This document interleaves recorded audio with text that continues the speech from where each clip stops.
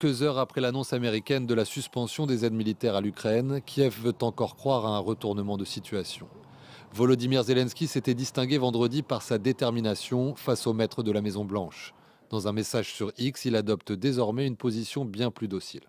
Mon équipe et moi-même sommes prêts à travailler sous le leadership du président Trump pour obtenir une paix durable. Notre rencontre à Washington, à la Maison-Blanche, ne s'est pas déroulée comme prévu. Il est regrettable que cela se soit passé ainsi. Il est temps d'arranger les choses. Dans le même message, le président ukrainien propose une trêve avec Moscou en mer et dans les airs.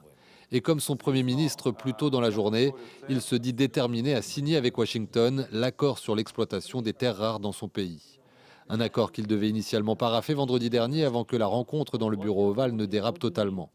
Le vice-président américain, le premier à élever le ton ce jour-là, réaffirme ce mardi que ce pacte économique est un préalable à une avancée vers la paix.